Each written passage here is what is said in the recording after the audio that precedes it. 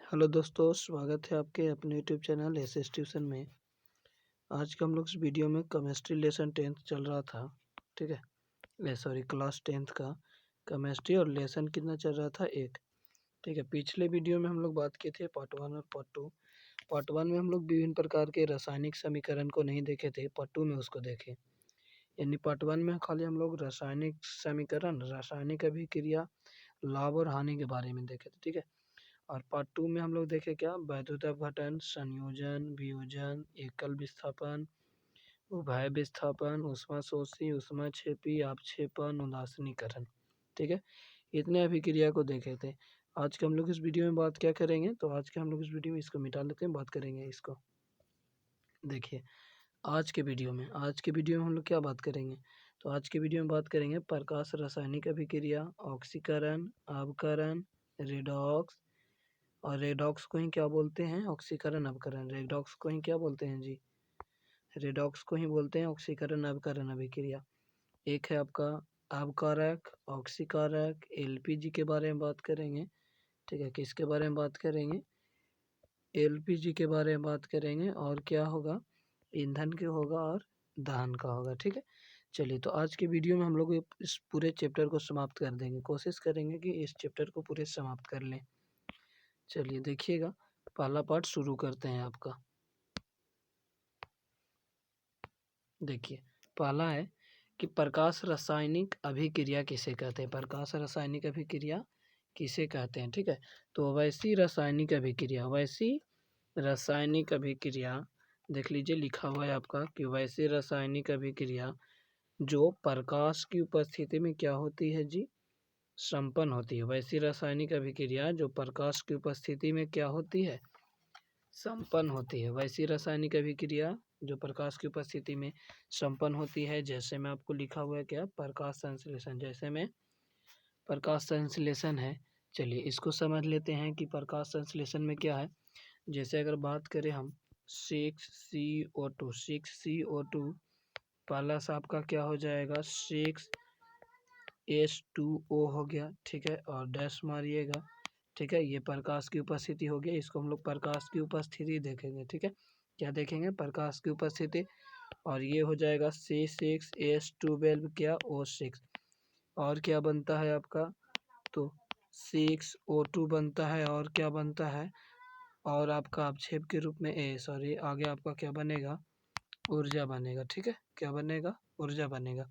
तो फिर से एक बार रिकॉल करेंगे, वैसी रासायनिक अभिक्रिया जो प्रकाश की उपस्थिति में क्या होती है, संपन्न होती है, उसको क्या कहेंगे, प्रकाश रासायनिक अभिक्रिया। क्या, प्रकाश रासायनिक अभिक्रिया। आगे देखिए, ये काट के लेगी। अगला है ऑक्सीकरण किसे कहते हैं और अवकरण किसे कहते हैं। क्या, ऑक्सीकरण और अवकरण किसे कहेंगे, तो वैसी रासायनिक अभिक्रिया। पहले हम लोग देखेंगे ऑक्सीकरण के बारे में। ठीक है, वैसी रासायनिक अभिक्रिया जिसमें किसी तत्व या यौगिक से ऑक्सीजन का क्या होता है, O2 का संयोग होता है, और H2 का क्या होगा, H2 का निष्कासन होता है। ठीक है, H2 का क्या होता है, निष्कासन होता है। जैसे में समझ लीजिए, जैसे में आपको बात करें, अगर C+O2 तो क्या बनता है, CO2। क्या बनता है, CO2। तो इसमें जो CO2 है यानी कि कार्बन डाइऑक्साइड है, इसमें किसका संयोग हो रहा है, तो O2 का संयोग हो रहा है। लेकिन यहाँ पे H2 का तो वियोग नहीं हो रहा है। ठीक है, तो वायु में जब देखिएगा ना, तो वायु में आपका हाइड्रोजन, ऑक्सीजन, ठीक है, आर्गन, और आपको क्या रहेंगे, और आपका रहता है इधर क्या होगा, नाइट्रोजन, ये सब रहती है। ठीक है, चलिए तो आगे हम लोग देखेंगे क्या, इसके बाद आपको क्या है लिखा हुआ। जैसे मैं आपका एक और दे दें, एक और कुछ ले लीजिए, जैसे गंधक को जलाइए, तो गंधक को जलाने पर क्या होती है, तो सल्फर डाइऑक्साइड मुक्त होता है। देखिए क्या, समीकरण कैसे लिखेंगे, तो गंधक यानी सल्फर उसी को बोलते हैं। ठीक है, तो इसको अभिक्रिया कराइएगा O2 से, तो क्या मुक्त होगा, SO2 मीन से इसको क्या बोलते हैं, सल्फर डाइऑक्साइड। बात समझ में आ गया। चलिए अब पढ़ेंगे अवकरण, इसके पहले एक और देख लीजिए बात। ठीक है, एक और आपको लिखा हुआ क्या है, तो एक और है आपका कि वैसी रासायनिक अभिक्रिया, जो पदार्थ ऑक्सीकरण की क्या करता है, क्रिया करता है, वह क्या कहलाता है, तो ऑक्सीकरण कहलाता है। क्या कहलाता है जी, क्या कहलाता है? ऑक्सीकरण की क्रिया का है, ऑक्सीकरण का सॉरी ऑक्सीकारक कहलाता है। क्या कहलाता है? ऑक्सीकारक कहलाता है। ठीक है, चलिए इसके बाद अवकरण किसे कहेंगे, एक बार फिर से हम आपको बता देंगे। तो अवकरण किसे कहेंगे? तो वैसी रासायनिक अभिक्रिया, वैसी रासायनिक अभिक्रिया जिसमें किसी तत्व या यौगिक से हाइड्रोजन क्या करता है? संयोग करता है। ठीक है, तो उसको क्या कहेंगे? अवकरण अभिक्रिया कहेंगे। क्या कहेंगे? अवकरण। जैसे में देख लीजिए, जैसे में इसको लिखे H2 प्लस O2 क्या बनेगा? H2O। ठीक है, और इसको इधर 2 लगा दीजिए और इधर 2 दूनी 4 हो गया, तो इधर 2 लगा दीजिएगा, ये संतुलित हो गया। यानी कि ये आपको क्या कहलाएगा? तो ये कहलाएगा आपका अवकरण अभिक्रिया। ठीक है, क्यों? तो क्योंकि इसमें हाइड्रोजन का क्या हो रहा है? संयोग हो रहा है। और फिर से देख लीजिए, तो जो पदार्थ अवकरण की क्रिया करता है, जो पदार्थ क्या अवकरण की क्रिया करता है, वो क्या कहलाता है? अवकारक कहलाता है। चलिए एक बार फिर से देखिएगा, वैसा पदार्थ जो किसकी क्रिया करता है? ऑक्सीकरण की। वैसा पदार्थ जो किसकी क्रिया करता है? ऑक्सीकरण की क्रिया करता है, वह क्या कहलाता है? तो वह कहलाता है ऑक्सीकारक। ठीक है, ऑक्सीकारक, वह क्या कहलाता है? ऑक्सीकारक। और वह पदार्थ जो अवकरण की क्रिया करता है, अवकरण की क्रिया करता है, वह क्या कहलाता है? तो अवकारक कहलाता है। ठीक है, क्या कहलाता है? अवकारक कहलाता है। चलिए आगे बात करेंगे रेडॉक्स अभिक्रिया। ठीक है, आगे क्या बात करेंगे? रेडॉक्स अभिक्रिया। ठीक है, तो रेडॉक्स अभिक्रिया किसे कहेंगे? तो वैसी अभिक्रिया जिसमें ऑक्सीकरण एवं अवकरण, ऑक्सीकरण एवं अवकरण दोनों की अभिक्रिया क्या होती है? साथ साथ होती है, तो उसको क्या बोलेंगे? तो उसको बोलेंगे रेडॉक्स अभिक्रिया। और रेडॉक्स अभिक्रिया को ही बोलते हैं क्या? ऑक्सीकरण अवकरण अभिक्रिया। ठीक है, चलिए आगे देखेंगे। आगे है, यानी कि फिर से वैसी रासायनिक अभिक्रिया जिसमें ऑक्सीकरण और अवकरण दोनों की अभिक्रिया क्या होती है? साथ साथ। जैसे में अगर मान लिया जाए, जैसे में आपको क्यूप्रिक ऑक्साइड यानी कि CuO, क्या बोलते हैं इसको? तो क्यूप्रिक ऑक्साइड CuO, और प्लस में भी क्रिया कराइएगा H2 यानी कि अवकरण का। ठीक है, तो यहाँ पे क्या बनता है? तो कॉपर अलग हो जाएगा और किसका निर्माण होगा? तो जल का। ये आपको क्या कहलाएगा? ये कहलाएगा आपका रेडॉक्स अभिक्रिया। ठीक है, दूसरी देख लीजिए, दूसरा है H2S, यानी H2S को क्या बोलते हैं? Hydrogen sulphide. हाइड्रोजन सल्फाइड की अभिक्रिया अगर हम क्लोरीन से कराएं तो क्या बनेगा? तो बनेगा यहाँ पे हाइड्रोक्लोरिक अम्ल HCl बनेगा, और आपको विस्थापित क्या हो जाएगा? तो सल्फर। ठीक है, यहाँ 2 क्यों लगाएं? तो यहाँ आपको संतुलित किया गया है, यानी कि HCl है ना, यहाँ पे HCl आपका 2, यहाँ पे 2, इसको संतुलित कर दिया गया। चलिए आगे है ईंधन और दहन। ईंधन किसे कहेंगे? तो वैसा पदार्थ जो जलने पर क्या करता है? ऊष्मा उत्पन्न करता है और प्रकाश। ईंधन किसे कहेंगे? तो वैसा पदार्थ जो जलने पर ऊष्मा उत्पन्न करता है। ठीक है, ऊष्मा उत्पन्न करता है और क्या उत्पन्न करेगा?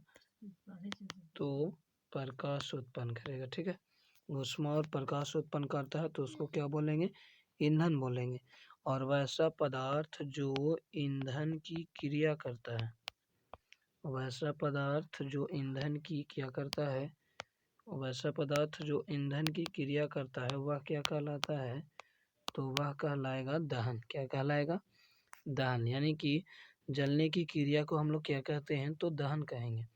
अब आपको लिखा हुआ है दहनशील पदार्थ यानी कि ज्वलनशील, इसी का दूसरा नाम क्या है? ज्वलनशील। दहनशील बोलिए या फिर क्या बोलिए? ज्वलनशील बोलिए। यानी कि वैसा पदार्थ जो जलती है, यानी कि जो ईंधन की क्रिया करेगी, तो उसको क्या बोलेंगे? ज्वलनशील। जैसे में अगर बात करें प्लास्टिक, ठीक है, प्लास्टिक जलेगा, जलने पर ऊष्मा प्रकाश देगा। चलिए ठीक है, प्लास्टिक हो गया, लकड़ी हो गया, ठीक है, लकड़ी हो गया, ये सब क्या है आपका दहनशील पदार्थ है। इसके बाद आपका एलपीजी हो गया, सीएनजी हो गया, ठीक है, ये सब के सब आपका क्या है तो दहनशील पदार्थ है। क्या है? दहनशील पदार्थ। दहनशील पदार्थ को ही क्या बोलते हैं तो ज्वलनशील पदार्थ बोलते हैं। ठीक है, चलिए आगे देखिए, अदहनशील पदार्थ या फिर अज्वलनशील पदार्थ क्या होगा तो कुछ वैसे पदार्थ जो जलते नहीं है, यानी कि वैसा पदार्थ जो ईंधन की क्रिया नहीं करता है तो उसको क्या बोलेंगे? अदहनशील पदार्थ बोलेंगे, या फिर क्या बोलेंगे हम लोग तो अज्वलनशील पदार्थ बोलेंगे। ठीक है, चलिए इसको एग्जाम्पल से समझ लेते हैं। तो इसका एग्जाम्पल क्या हो जाएगा? इसका एग्जाम्पल हम लिख सकते हैं किसका? अदहनशील का। ठीक है, लिख देते हैं अदहनशील, अदहन, ठीक है, अदहनशील आपको लिखा गया। और इसका एग्जाम्पल लिख लें तो इसका एग्जाम्पल होगा जैसे में ईंट। ईंट आपको तो जलने पर ऊष्मा प्रकाश देगा नहीं। ठीक है, पत्थर, ठीक है, आप कहिएगा सौर भट्टी में तो ये जलता है ना, ईंट जलता है, तो इसको टाइम बहुत ज़्यादा लग जाएगा इसको में। देखिए जरा, पत्थर, पत्थर आपको क्या नहीं जलेगा। इसके बाद बालू, बालू जलने पर ऊष्मा प्रकाश देगा, यानी ईंधन की ये क्रिया नहीं करता है। तो जब नहीं करेगा तो उसको क्या बोलेंगे? अदहनशील। और जब करेगा तो उसको क्या बोलेंगे जी? जब करेगा तो उसको बोलेंगे दहनशील पदार्थ। ठीक है, इसमें ईंधन की क्रिया करता है लेकिन इसमें ईंधन की क्रिया नहीं करता है तो उसको क्या बोलेंगे? अदहनशील बोलेंगे। बात समझ में आ गया? चलिए अगला क्वेश्चन देखेंगे, और अगला क्वेश्चन आपका क्या है, पीडीएफ ले लेते हैं। अगला क्वेश्चन है दहन के लिए आवश्यक शर्त। दहन के लिए आवश्यक शर्तें कौन कौन सी होती है? मतलब कि जो दहनशील पदार्थ होते हैं उसको जलने के लिए क्या क्या चाहिए? तो उसको लिए चाहिए आपको दहन की क्रिया करने के लिए क्या चाहिए? दहनशील पदार्थ की उपस्थिति। क्या? दहनशील पदार्थ की उपस्थिति। दहन के पोषक पदार्थ जैसे हवा हो गया, वायु हो गया, सॉरी ऑक्सीजन हो गया, ठीक है, तो ये सब आपको क्या दहन के लिए आवश्यक पोषक पदार्थ हो गया। फिर से देख लीजिए, दहन के लिए आवश्यक शर्त कौन कौन? तो पहला आपका ये हो गया दहनशील पदार्थ की उपस्थिति, दूसरा आपका ये हो गया यानी कि दहन के पोषक पदार्थ जैसे हवा, ऑक्सीजन आदि की उपस्थिति, और तीसरा आपका क्या हो गया तो ज्वलन ताप। ठीक है, अब ज्वलन ताप नहीं समझ में आ रहा है तो यहाँ पे देख लीजिए, परिभाषा हम लिख दिए हैं। ज्वलन ताप किसे कहेंगे? तो जिस न्यूनतम तापमान पर कोई पदार्थ क्या करे? जलना प्रारंभ कर दे। क्या कर दे जी? तो जलना क्या कर दे? प्रारंभ कर दे। जलना क्या कर देगा? जब प्रारंभ कर देगा तो उसको हम लोग क्या बोलेंगे? तो उसको बोलेंगे ज्वलन ताप। क्या बोलेंगे? ज्वलन ताप बोलेंगे। यानी कि ज्वलन ताप किसे कहते हैं? तो जिस न्यूनतम ताप पर, जिस न्यूनतम ताप पर, ठीक है, तापमान पर कोई पदार्थ क्या करे? जलना प्रारंभ कर देती है, तो उस ताप को, उस पदार्थ का क्या कहलाता है? वो ज्वलन ताप कहते हैं। जैसे अगर मान लिया जाए कि जैसे हम लोग जल, ठीक है, एग्जाम्पल के लिए हम ले लिए जल, अगर हम जल को ईंधन की क्रिया कराएंगे तो ध्यान दीजिएगा, जिसको हम लोग बोलते हैं ना अधन, अधन, ठीक है, यानी जल पूरा खोल जाएगा। कितना डिग्री सेल्सियस पे? तो 100। तो इसका ज्वलन ताप कितना हो गया? 100 डिग्री सेल्सियस होगा। अगर मान लिया जाए कि हम लकड़ी ले लिए, ठीक है, एग्जाम्पल के तौर पे हम लकड़ी ले लिए, अब लकड़ी को हम लोग जलाएंगे, तो जब लकड़ी को जलाइएगा ना, तो मान लिया जाए कि अगर मान लेते हैं कि उसको 110 डिग्री पर गर्म किए, कितना डिग्री पर? 110 डिग्री सी पर गर्म किए, और वो जल गया, तो लकड़ी का ज्वलन ताप कितना हो जाएगा? तो 110 डिग्री हो जाएगा। बात समझ में आ गया? चलिए आगे, अब हम लोग पढ़ेंगे एलपीजी। ये बहुत ज़्यादा इम्पोर्टेंट है, मतलब कि उतना भी नहीं लेकिन फिर भी 10th क्लास के लिए थोड़ा बहुत है, एक आध दो नंबर इससे ज़रूर आता है। देख लीजिए, एलपीजी अर्थात आपको फुल फॉर्म लिखा हुआ है। ठीक है, पहले हिंदी देख लेते हैं, द्रवीभूत पेट्रोलियम गैस। द्रवीभूत पेट्रोलियम गैस, देखिए आपका हिंदी क्या है तो द्रवीभूत पेट्रोलियम गैस। देख लीजिए, मिटा लेते हैं इसको, अंडरलाइन को।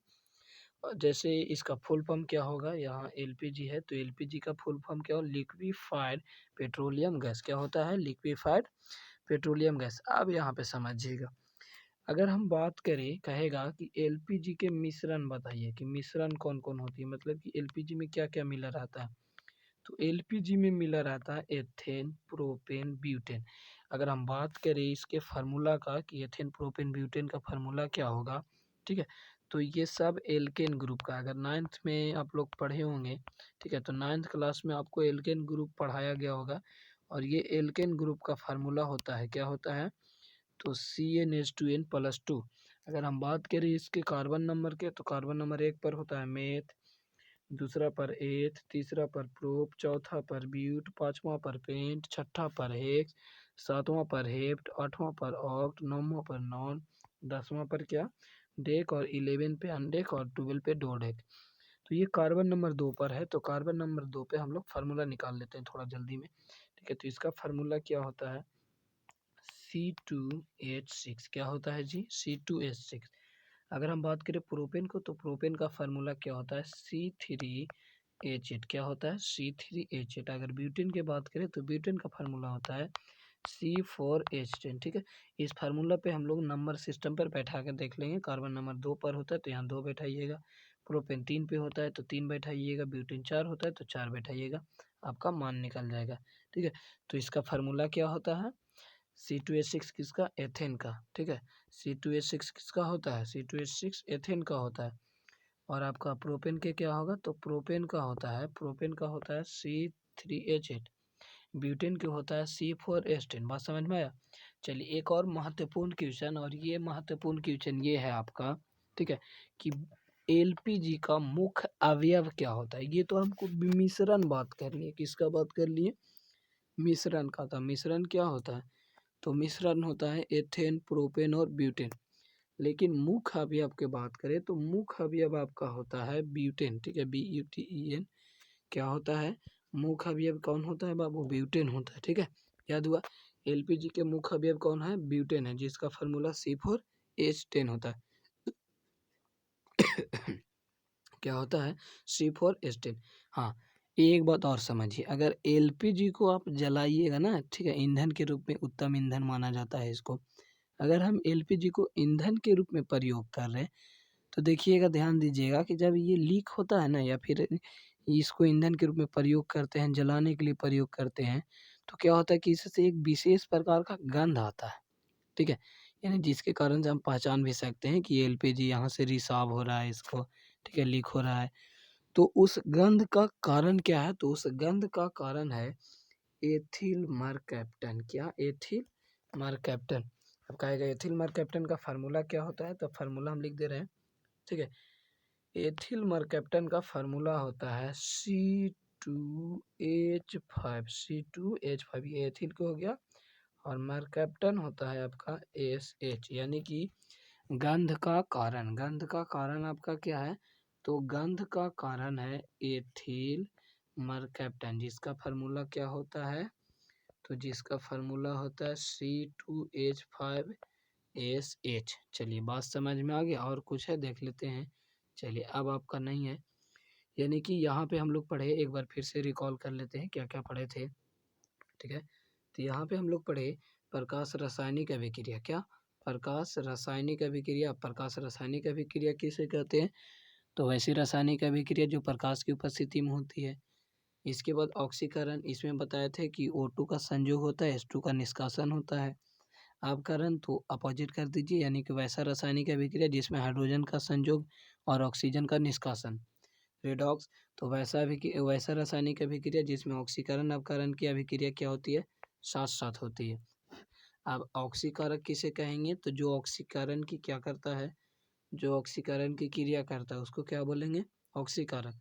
अब जो अवकरण की क्रिया करता है उसको क्या बोलते हैं, तो अवकारक, ठीक है।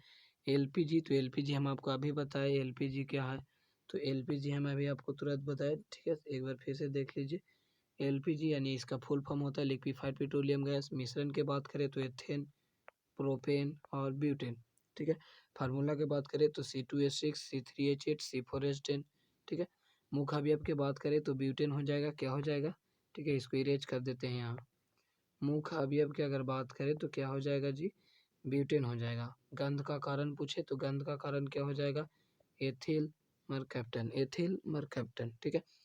चलिए इसके बाद हम लोग आपको मैथ का जो शेड्यूल चल रहा था, यानी कि मैथ में आपको कौन सा एक्सरसाइज चल रहा था, ट्रिगोनोमेट्री का। ठीक है, मैथ में आपको कौन सा, तो 2 का ए और ट्रिगोनोमेट्री। हम क्वेश्चन नंबर आपको 1 to शायद 16 या 20 तक करा दिए थे। ठीक है, इतना ही तक होगा, 16 या 20 तक। तो इसके बाद हम आपको कल मैथ पढ़ाएंगे। तो ठीक है, तो आपका एक्सरसाइज 1 का ए यानी कि केमिस्ट्री, सॉरी आपका लेसन 1 क्या हो गया, समाप्त हो गया। चलिए वीडियो को यहीं से समाप्त करते हैं। अगला हम लोग केमिस्ट्री का लघु दीर्घ देख लेंगे। ठीक है, चलिए, थैंक यू। वीडियो अच्छा लगा हो तो लाइक सब्सक्राइब और शेयर जरूर कीजिएगा।